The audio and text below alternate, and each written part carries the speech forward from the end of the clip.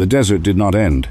That was the first thing Marshal Elias Croft understood, somewhere around the third day of pursuit, that the Sonoran wasteland stretching before him was not merely vast, it was infinite in the way that nightmares are infinite, eating miles without giving any back. His canteen was 3/4 empty. His horse, a dun mare named Patience, had begun to twitch her ears toward sounds no man could hear, and the tracks of Billy the Kid's small boot prints pressed into the sived, pale orange dust with uncanny lightness, as if the boy barely weighed. Anything at all continued west without hesitation, without deviation, like a compass needle pulled toward something Elias could not name. He had been following Billy the Kid for 11 days. 11 days since the shootout at the Red Mesa Saloon in Tucson that left 3 men dead. On the floorboards and a hole in the south wall shaped "People," whispered, exactly like a human silhouette burned straight through the wood, not blown through, not shot through, but burned, as if the figure had passed through solid matter, the way a candle flame passes through shadow. The territorial governor had posted a reward of $5,000, dead or alive. Elias Croft had accepted the contract without blinking. He was the best bounty hunter in the Arizona territory, and Billy the Kid was just a boy. That was what everyone said. Just a boy. If you have enjoyed this opening, consider subscribing to the channel for more Western stories that will keep you on the edge of your seat. New narratives drop every week. Elias pulled Patience to a halt at the rim of a wide arroyo and studied the terrain below. The tracks descended into the dry gulch and climbed the far side without pausing, which told him nothing useful. Billy never paused. In 11 days, Elias had not once found a campfire, a discarded tin, a horse dropping, or any sign that the boy stopped to eat, sleep, or rest. The absence of those signs had begun, quietly and persistently, to eat at the edges of Elias's considerable confidence. He was a lean man, Elias Croft, 41 years old, with sun-darkened skin, the color of old saddle leather, and pale gray eyes that people often mistook for cold, until they understood that cold was not quite the right word. Precise was closer. His face was long and weathered, framed by a short dark beard going gray at the jaw. He wore a tan duster over a dark vest, a broad-brimmed hat with a flat crown, and a gun belt, carrying twin Colt single-action Army revolvers, both worn to a shine from years of use. Across his saddle rode a Winchester repeating rifle. He was not a man who frightened easily. He was not, in fact, a man who frightened at all. Billy the Kid, as Elias had observed the boy on 3 separate occasions, from distance twice in Tucson before the shootout, once at a watering hole 2 days into the pursuit, appeared to be no more than 19 or 20 years old, slight and almost delicate in build, with curly, light brown hair worn loose under a simple round-crowned hat. He had an unremarkable face that witnesses described in contradictory terms. Some said he had blue eyes, some said they were gray. One woman in Tucson claimed they were the most remarkable shade of amber she had ever seen. In a human face, like looking at lamplight through whiskey glass. He wore a plain cotton shirt, canvas trousers, suspenders, and low leather boots. He carried no visible weapon. That last detail had struck Elias as peculiar from the start. 3 men, dead in the Red Mesa Saloon, a hole burned through the south wall, and no visible weapon. The sheriff's report said one of the dead men, a hired gun named Reeves, known to carry a converted Navy revolver and a blocking of the Bowie knife, had not been shot, had not been stabbed, had been, according to the county physician who filed the report with visible reluctance, subjected to some manner of heat so intense it had fused the plas metal of his belt, buckled to the leather of his gun belt, without burning the fabric of his shirt. The physician had used the phrase localized phenomenon, and then, apparently, gone home and stayed there for 2 days. Elias had read that report 4 times. Then he had taken the contract. He crossed the arroyo and picked up the tracks on the far side, noting, with the automatic precision of long habit, that the stride was consistent, unhurried, steady, each boot print landing with the same slight rightward lean that told him Billy favored his left leg slightly, or perhaps simply walked with a characteristic list. The sun was lowering toward the western ridgeline. In another hour, it would be dark, and Elias would need to decide whether to make camp or press on by. Moonlight. The moon would be full tonight. He had noted that 3 days ago and filed it alongside everything else he knew about the terrain, the weather, and his quarry. He pressed on. The change came in the last light of day, subtle enough that Elias almost filed it away as a trick of the failing sun. The desert around, the tracks was altering. Not dramatically, not in any single step, but gradually, and with the accumulating insistence of a truth being revealed, one word at a time. The soil was lightening in color, shifting from the familiar orange-red of the Sonoran Basin toward something paler, almost silver-white in the dusk.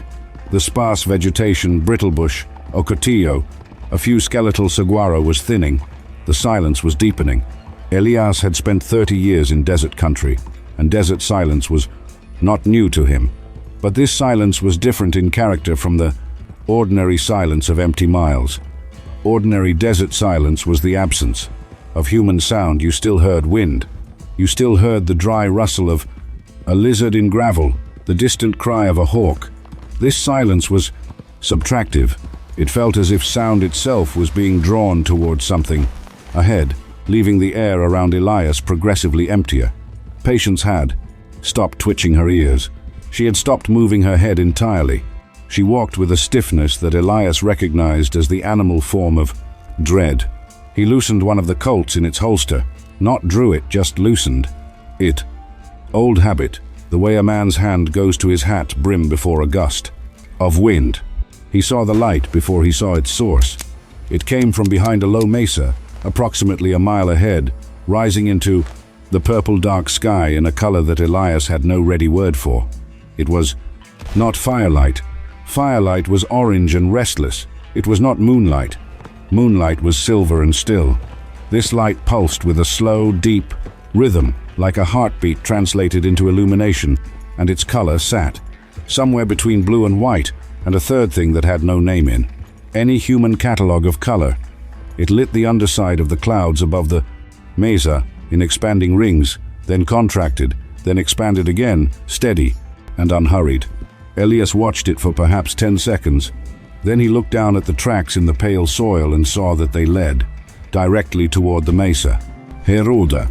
The mesa approached with dreamlike slowness, the way important things sometimes do, as if the land itself was measuring his commitment before, allowing him closer. The light continued its slow pulse. The silence continued to deepen. At approximately 200 yards from the mesa's base, Patience stopped walking. She planted all 4 feet in the pale soil and refused to move, and Elias, who had ridden horses for most of his 4 decades and could read an animal's body the way other men read newspapers, understood that no amount of urging was going to change her position. He dismounted, looped her reins around a dead ocotillo stump, and continued on foot with his Winchester in his hands. The pale soil around the mesa's base was disturbed, not by boot prints, or not only by boot prints. There were marks in the earth that Elias could not immediately categorize, wide, smooth depressions arranged in a pattern that his mind kept trying to resolve into something familiar and kept failing. They were too regular to be natural, too large to be animal, and arranged with a geometry that made the back of his neck prickle with the specific discomfort of encountering something that refuses to be understood by the tools you have on hand. He found Billy the Kid's boot tracks among the depressions, leading boot around the south face of the mesa. He followed them.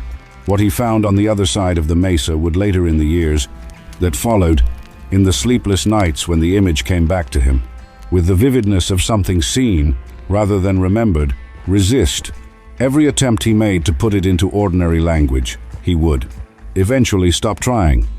He would simply say, to the few people he ever told, "I found what was beneath the boy. I found where he came from." And then he would stop talking, and the subject would be closed.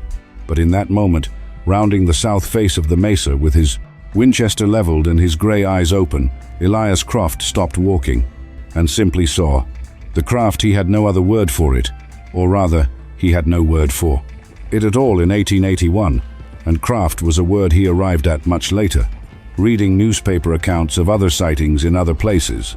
Accounts he clipped and kept in a tobacco tin under his bed, sat in a wide, circular depression in the desert floor as if it had pressed the earth down simply by existing. It was enormous, larger than the Red Mesa Saloon, larger than the Tucson courthouse. Its surface was the color of dark iron but threw no reflection, absorbing the last light of the party. Setting sun and returning nothing, its shape was difficult to hold in. The eye, not because it shifted, but because it was fundamentally symmetrical in a way that human-built objects were not, a symmetry so complete that the eye kept sliding off it the way a boot heel slides on. Whetstone. The light came from its center, pulsing through what appeared to be seams in the surface, long, precise lines that ran from the periphery to a central point, like the lines of a compass rose rendered in cold fire. And standing at the base of the craft with his back to Elias and his face toward a vertical opening in the craft's surface that blazed with the nameless blue-white light, was Billy the Kid. Elias kept walking.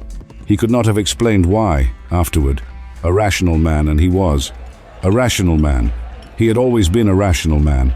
Rationality was the quality he most valued in himself and most relied upon in his work. Would have stopped, would have taken cover, would have reassessed the stop situation using available information, and arrived at a conclusion that involved retreat or at minimum caution. Instead, his legs carried him forward across the pale soil, his Winchester still raised, his breathing steady, until he was close enough to see the boy's curly light brown hair lifting slightly in the unnatural wind that stirred around the rand. Craft's base. "Billy," Elias said. His voice came out flat and ordinary, as if he had spoken it in a saloon, rather than in the presence of something that had no business existing. Billy the Kid turned around.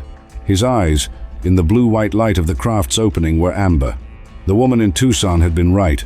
They were the color of lamplight, through whiskey glass, luminous and deep, and they were regarding Elias with an expression the bounty hunter could only describe as patient. The patience of something very old, looking at something very young, the way a mountain might look at a river if mountains could look.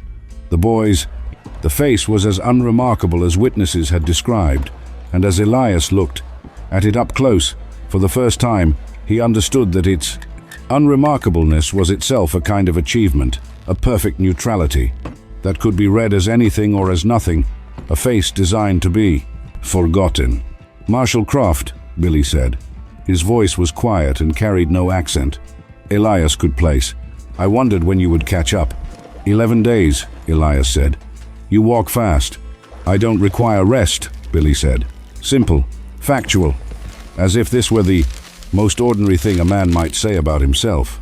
Elias kept the Winchester leveled. His aim never wavered. His gray eyes moved between the boy's amber ones and the blazing opening in the craft. Behind him, calculating distances and angles with the automatic habit of a man who had survived 3 decades in dangerous country by never fully giving his attention to any single thing. "Those 3 men in Tucson," he said, "Reeves and the other 2. They were going to kill a woman," Billy said. She had witnessed something they did not want witnessed. What had she witnessed? Billy's amber eyes moved to the craft behind him, and then back to Elias. "Me," he said.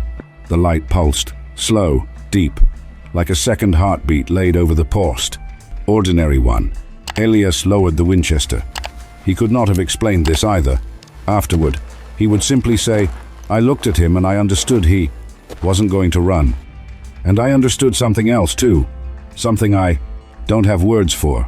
He put the rifle's stock to the ground and stood, with both hands on the barrel, looking at the boy who was not a boy, in the light that was not firelight, in the silence that had consumed the last of the ordinary world.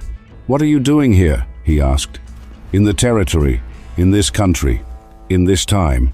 Billy turned to look at the craft's opening, and in the blue-white light, his profile was still and contemplative, very young and infinitely old, at once. "Studying," he said. "Studying what?" "You," Billy said, and the word contained in it something that was not quite warmth, but was adjacent to warmth, a quality of genuine interest, of careful attention, the way a naturalist speaks of a species he has observed for years and come to regard with deep, specific affection. Your kind, your way of building things, the way you talk about justice, the way you carry your dead, the way you make up stories about the land, and then start believing the stories are the land. He paused. I've been watching this continent for a long time, Marshall Croft, longer than you would find comfortable to know. But this particular century, this particular place and these particular people, there is something in it that we have not encountered elsewhere. What? Elias said. Becoming, Billy said. You are in the middle of becoming something. Your nation, your people. Out here in particular, in this territory, in this dust. Something is being decided here that will echo forward a long time. We wanted to be present for it, to see it from inside rather than from above. The light pulsed again. Somewhere behind Elias, Patience stamped one. Hoof against the pale soil, the sound small and far away and very human. The men you killed, Elias said. Reeves, the other two. They would have killed her, Billy said. And she is important, not to your history, not in any way your newspapers would record. But she is. Someone who will, in 20 years, teach a child who will, in 40 years, make a discovery that your people are not yet ready to make, but will need to be ready for. We do not intervene often. We intervene that night. He looked at Elias steadily. I regret the necessity. Elias stood in the pale soil for a long time, feeling the pulse of the light against his face, listening to the deepened silence. The $5,000 felt, in this moment, not so much an abstraction as a document from a different world, a world that had existed as recently as this morning and now seemed to be behind a very thick pane of glass. I thought about the contract. He thought about the governor. He thought about 3 dead men on saloon floorboards and a hole burned through a wall. Then he thought about the woman. What's her name? He said. The woman in Tucson. Margaret Voss, Billy said. She runs a boarding house on Congress Street. She is 34 years old, and she will live to be 91. And she will never know that any of this happened, and that is as it should be. Elias nodded slowly. He picked up the Winchester and held it at his. I need to go back to Tucson, he said. I need to tell the governor something. What will you tell him? That Billy the Kid is dead, Elias said. That I tracked him into the great, deep desert and he died out there. That there was nothing recoverable. That the $5,000 should be paid to the widow of Marshall, Tom Garrett, who could use it more than I can. He looked at the boy. Unless you have a reason I shouldn't. Billy's amber eyes held something that might, in a human face, have been called a smile. Not the movement of the mouth, but the quality of the eyes. A warmth that came from deep inside whatever he was, and expressed itself as light. None at all, he said. Then we're done, Elias said. Not quite, Billy said. He reached into the front pocket of his canvas. Trousers, a gesture so ordinary it was almost funny, given the circumstances, and produced a small object, flat and smooth, that caught the blue-white light and returned it in fragments, like a piece of mirror. He held it out to Elias. Take this. Elias took it. It was lighter than it appeared, barely present in his palm, and warm, in a way that had nothing to do with body heat, a deep warmth, internal, as if the object itself was producing it. Its surface was featureless except for a pattern of lines too fine to see clearly, a tracery that suggested circuitry or script or something between the two. What is it? He said. Nothing that will harm you, Billy said, and nothing you can use with the tools your time has available. But keep it. There will come a moment, many years from now, when someone will ask you for proof of what you saw tonight, and you will want to be able to provide it. Who will ask? Someone important, Billy said. Someone who needs to understand that your kind is not alone, and that this fact should be a comfort rather than a terror. Show them the object, tell them what you saw. That is all you need to do. Elias closed his fingers around the object. It fit perfectly in his palm, warm and weightless, and the warmth of it moved up through his hand and into his arm, and settled somewhere in the center of his chest, and he stood there a moment with his eyes closed, feeling it not. Afraid, not awestruck in any debilitating way, but simply present, the way he was present on clear desert mornings when the light was new and the air was cold and the territory spread out in every direction without. And when he opened his eyes, Billy was still there. "One more question," Elias said. "Yes. Is that your real name? Billy?" The amber eyes held their warmth. "No," he said, "but it is the name I chose for myself here, and I am fond of it. William Bonney. Billy. It has a good sound." He tilted his head slightly. "Your people have a gift for names, for the sound of things. It is one of the things we find most." He paused, choosing, arresting. Elias turned and walked back across the pale soil toward Patience. He did not look back. He was a man who did not look back, as a general, principal, and he saw no reason to deviate from this policy on the night. He encountered the most improbable thing he would ever encounter. He untied the reins from the Ocotillo stump. Patience stood still and let him mount without complaint, as if she too had reached some private accommodation with the situation. He rode east, away from the mesa, back into the ordinary dark of the Pras desert. Behind him, the light pulsed twice, then it contracted to a point. Then, it was gone. The silence went with it, and the ordinary sounds of the desert returned. Wind, the scrape of a nighthawk's wing, the distant yip of a coyote, and Elias rode through them without hurrying, the warm object in his coat pocket pressing gently against his ribs, the full moon laying his shadow long and dark across the pale desert floor. He would reach Tucson in 4 days. He would tell the governor that Billy the Kid had died in the deep desert, unreachable, unretrievable, gone to the place where all things eventually went. He would collect the $5,000 and forward it, as promised, to the widow of a man he had invented for the occasion. He would go back to his work, other contracts, other fugitives, the ordinary commerce of justice in a territory still deciding what it wanted to be.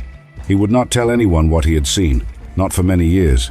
He would keep the object in the tobacco tin under his bed, next to the newspaper clippings. He had begun to collect accounts from other places, other years, other witnesses describing lights in the sky over empty land. He would read the accounts at night sometimes, before sleep, and think about what Billy had said about becoming, about a nation, deciding something in its own dust and heat, about an echo moving forward in time. He thought about Margaret Voss on Congress Street, alive because of a boy who was not a boy, teaching the world in ways the world would never record. He thought about the amber eyes and the warmth of the object in his palm, and the pulse of the blue-white light against his face. He thought, "I have been a man who follows tracks for 30 years. I followed these tracks to the end of the ordinary world." And then, because he was Elias Croft and he had always been a practical man, he thought about breakfast.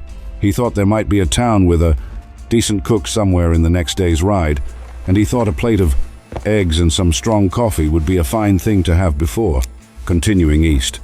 The desert was still vast and still pale in the moonlight and still full of its own ancient silence. But it felt different now, not smaller, never smaller, but inhabited in a way that it had not felt inhabited before, as if the space between things was no longer simply empty, but full of presences, moving too slowly or too quickly to perceive, going about concerns that ran longer and deeper than human concerns, pausing sometimes briefly, curiously to watch the small, warm creatures on the ground below. He did not find this frightening. He found, to his considerable surprise, that he found it comforting. The coyote yipped again, somewhere in the dark to the north. Patience flicked her ears toward the sound. The moon laid its light across everything, indifferent and beautiful. The same moon that hung above every part of the earth and above the earth itself, and perhaps above other places where other things looked up at other moons with other eyes, and thought, "We are not alone." Elias Croft, Ruda East. The desert did not end, but it breathed. If this story moved you, surprised you, or kept you wide awake at your screen, consider subscribing to the channel. More stories from the black edges of the West where the land holds more than dust and silence, are waiting for you. Leave a comment telling us what you would have done in Elias Croft's place. Would you have pulled the trigger, or would you have kept the object in your pocket and ridden east without looking? Back? See you on the trail.